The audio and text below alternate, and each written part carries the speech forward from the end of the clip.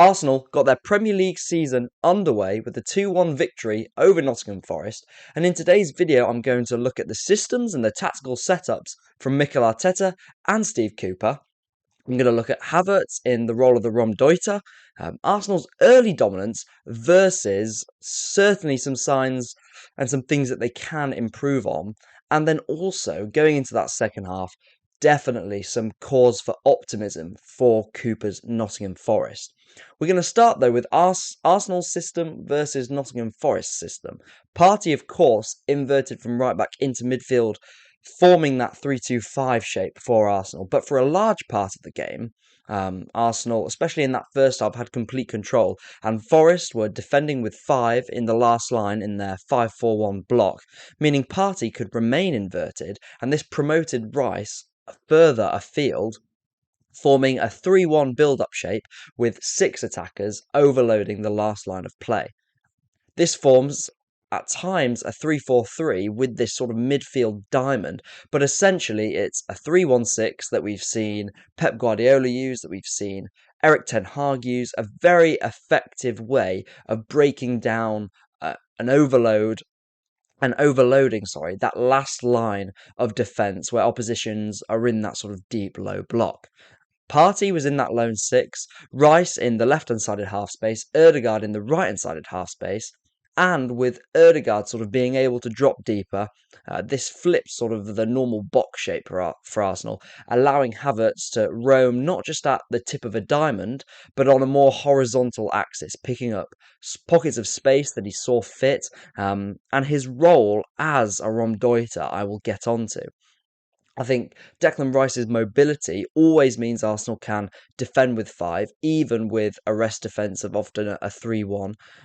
And Arsenal's rest defence really has the potential to be as good as it gets. This was key, certainly in that first 30 minutes of Arteta and Arsenal's complete dominance over Nottingham Forest. They had 85% of the ball from then. Forest hadn't yet completed 15 passes. And control, is not just what you do on the ball. Forest, of course, were penned in. They couldn't get out to disrupt Arsenal's flow, as Arsenal's rest defence seemingly always shut them down early on. And when Forest chose to press, Rice remained deep to form a 3-2 build-up shape to help Arsenal overload Forest and get out. Now, as I said, this is a 3-1-6 shape, akin to what we've seen from Ten Hag, from Guardiola, from numerous managers. It's nothing groundbreaking from Arteta, but the coaching of the system was top-notch. As I will get onto, though, it's just sort of the dynamics of the system that let Arsenal down. We're going to start, though, with Kai Havertz and his potential in the 3-1-6 setup. This is an optimal environment for the German, and it's certainly a bit of a throwback to his Bayer Leverkusen days. There's always, in this setup, the 3-1-6, 2 high and wide wingers, a centre-forward, 2 half-space occupiers, so Havertz can sort of drift to overload either side that he sees fit, offer aid at times to link play, attack the box late as a last man, move into or create space for others. This, by definition, is the Raumdeuter role, and it's a role that I said he will play for us when he joined Arsenal, a video well over a month ago. You can check that out in the eye right now. The Raumdeuter role is an advanced role, offering help purely in the final third, on and off the ball. It's a space invader or interpreter, in between sort of a 9 and a 10. They love to create, but they're not an out-and-out creator. They score goals, but they're not a complete centre-forward. And this is hence why Havertz can be so dangerous from a shadow striker position. But yeah, if you want to know what a Raumdeuter is, why Havertz is best here, and why he will play here for Arsenal in these types of games, check and click the eye now. It actually wasn't Kai Havertz's best performance on the ball. It was by no means bad, but the Raumdeuter is defined by output because they're not the most eye-pleasing, aesthetically pleasing players necessarily all the time, so they are defined by output. And if this isn't occurring, they are often the one criticised. But either way, this 3-1-6 environment against low blocks is one Kai Havertz is made to excel in. But as I have, and as viewers of the channel, you will know, as I have aired previously, whilst Havertz is sort of an additional weapon to break these types of sides down, we do not have the luxury for the extra Raumdeuter role in harder tests. Havertz was brought in to help break sides down, like Nottingham Forest, and offer then in the toughest tests something else, where he cannot be used as an interior who is going to drop deeper in the build-up and get control of the ball, and Declan Rice and Odegaard was used as these secondary controller roles yesterday. And this is why we unsurprisingly saw him in the centre forward role, Kai Havertz, against Manchester City in the Community Shield. I think potentially against Forest, he was slightly blocked at times by Eddie Nketiah, who is much more positionally disciplined than Jesus or Trossard in the centre forward, despite all being just as hungry in and around the box. But what was impressive was Kai Havertz's defensive work off the ball. His long legs do not just imply sort of his height and that instant progression up the pitch aerially or in behind. It also means he is supremely useful as a sort of front foot defender. He's, of course, very stretchy in the tackle. He counter presses not just aggressively and presses not just aggressively, but very cleverly. And this ensures control is maintained. All I ask from my point of view with Kai Havertz is a bit of patience, just like the other signings, as not many suit the Raumdeuter role more than Kai Havertz in that last line, and throwing the towel in on him is not going to help him in any way when he was brought in, whether people like it or not, as a fundamental piece of this football side. As I said, the Raumdeuter is not sort of ever the most aesthetically pleasing or eye-catching role. It's defined by output, and the environment and the dynamics that Arteta can create are one that Havertz can excel in. So all I'm asking for is patience. But now we're going to go on to Declan Rice and his growing influence in this Arsenal side. As ever, he was springy in the tackle, a monster in transition, and I think there's a lot of growing cohesion with the players around him, as in when to fill in space, when to rotate, drop deeper, roam out. And the reason I say the deep lying 8 on the left-hand side suits Declan Rice so well is he can not just drop in to play the pivot role as a 6 where he has the passing range but focuses more on retention. He marshals space unbelievably as well. But then, from this position, he can roam higher, which suits how mobile he is in between the lines. And sort of, he has so much untapped potential in this phase of play. And it's what makes him so good is he cannot just be world class as a 6, but also as a deeper lying all phase number 8. It also suits sort of rotating Declan Rice as that left centre back, left back hybrid at times, allowing Timber to promote into the left hand sided half space. And of course, Rice ensures in the void of Timber or whoever plays in that hybrid role, he ensures great cover defensively as well in transition.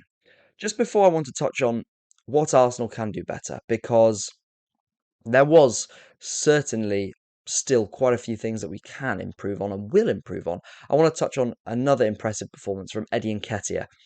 A lot of you will know I'm a massive fan of Eddie Nketiah, but why? Why am I? Well, whether Eddie gets the ball or not, he relentlessly offers himself in the link-up or in behind, that only really the most untamable strikers do. I mean, when can you say, looking at Nketiah, he was ever not switched on? He's alive in the box, and I think that epitomises his goal. Supreme confidence personified again, and there was one thought, nothing flashy at all, create that separation, which as a number 9 is all you need, and simply score. It makes selection as well very difficult, as minutes between Jesus, Havertz, Eddie, Trossard in that centre forward can all be shared across the season, which means, of course, there's no room for Balogun whatsoever. A player with a very high ceiling, but it's time to cash in, let him go and do his thing. But that's touch on Eddie Nketiah's another impressive performance. Now, what can Arsenal and what do Arsenal have to do better and improve? Because despite sort of the tactical framework being very good from Arteta and ultimately a very dominant first 30 minutes, this was undercut by sort of a subpar performance overall and a subpar number of chances created when you're looking at a side 6 versus 5 in the last line of play. We relied on ultimately 2 moments of magic. I'm going to touch on the left-hand sided dynamics. A side characterized last season by interchangeability, really fluid and tight-knit relationships. And it's been brilliant largely throughout pre-season. But there is just one thing lacking that was shown against Forest yesterday. Martinelli is a very, very underrated technician as he can retain the ball on the left, staying wide left, as well as be direct. This is what makes Arsenal's wingers so good. But he still ultimately loves to drift centrally. And that's where, if he is to be most dangerous as a complete player, that's what he has to be allowed to do. Last season, Jesus and Trossard in that centre forward had that left-hand sided bias, much more than Nketiah, who tends to drift further to the right-hand side. And this meant that when Martinelli did drift centrally, we maintained that sort of direct 1v1 threat on the left-hand side. And neither Kai Havertz or Declan Rice, in sort of that trio on the left-hand side, are optimal in these positions. And Timber, of course, played that more conservative role as the wide left centre-back in that back three axis before, unfortunately, he was injured. Fingers crossed, it's not too serious. And this is why I think the left-hand side felt slightly dysfunctional. Martinelli needs to be continually fed. He's tenacious in that way, and it's why a more incisive passer in the form of Zinchenko, inverting from left back into midfield, would also sort this. And again, this is a sense of team dynamics just simply needing to cohere. These relationships and rotations get more and more used to them as the season grows on. I mean, on paper, Jurrien Timber, who, again, I'll go back to it. If his injury isn't severe, he's sort of, whether he plays on the right or left, simply has to play now. Jurrien Timber, Declan Rice, Kai Havertz are all excellent options on this left-hand side. But when they are all together, it does present some difficulties.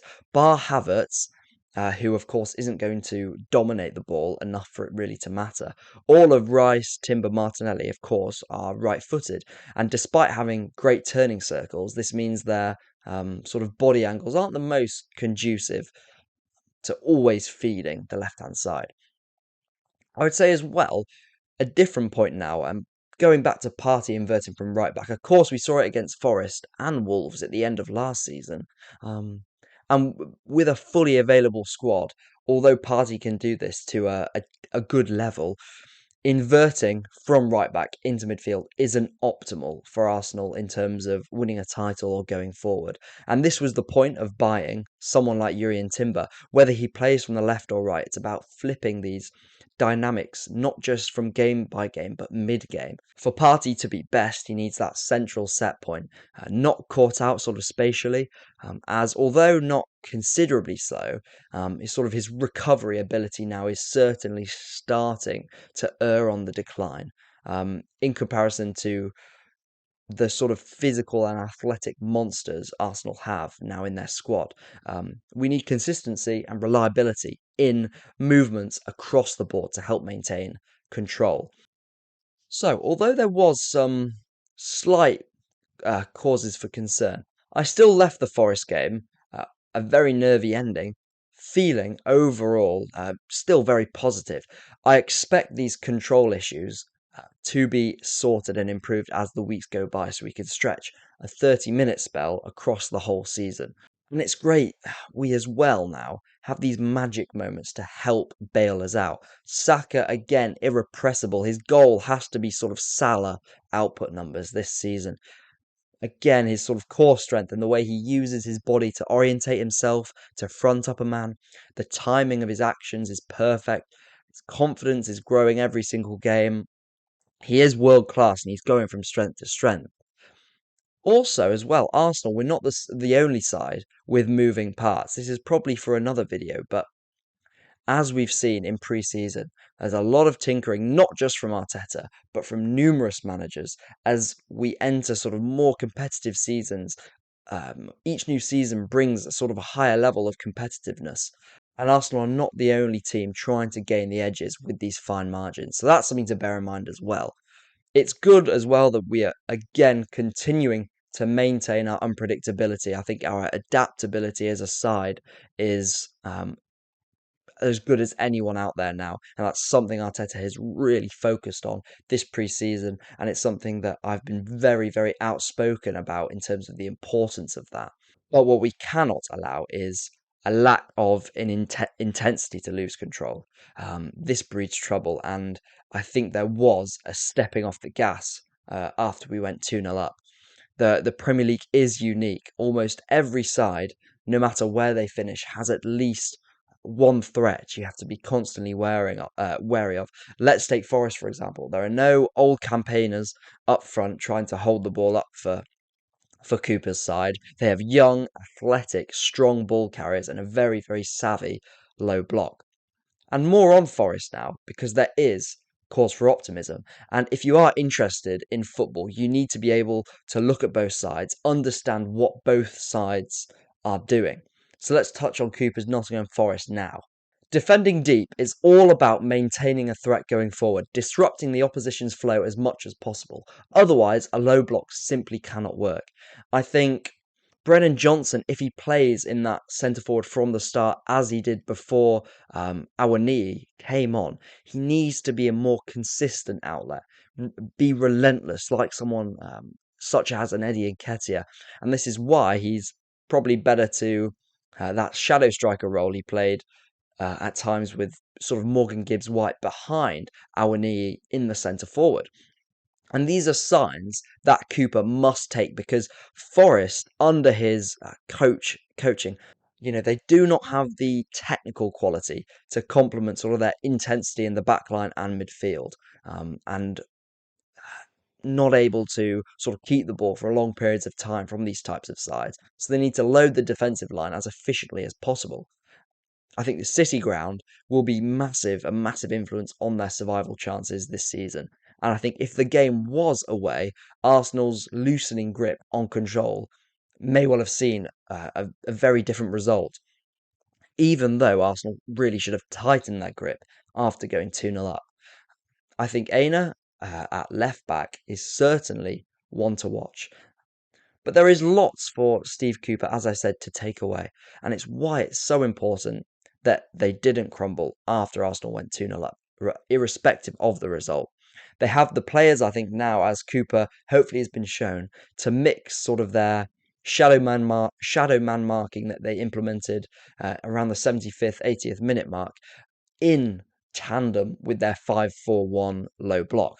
Awoniyi in the centre forward with a combination of two shadow strikers behind him, Johnson and Gibbs-White or Elanga, for example, would have undoubtedly caused Arsenal many more problems with Gabriel's absence and Partey defending as part of a back four out of possession.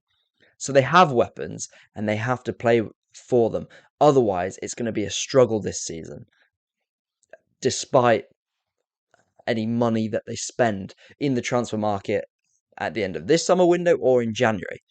So that's the video. That's the tactical breakdown of Arsenal's victory over Nottingham Forest, why the framework and the structure was very, very good from Arsenal, and why overall we still should be very, very positive. I am, but there certainly are some things that need to be ironed out, as I have suggested. Also, though, not just touching on Rice's improvement, Havertz in the Raumdeuter role and why that fits him so well, why Forest should be optimistic for the future. And although I personally think it will be a struggle for them this season and they will be in the relegation conversation, they have incredible weapons like almost every Premier League side does, but Forest especially so in transition, and they need to exploit these to the maximum. So that's my thoughts on the video. Please let me know what you think below. Were you happy?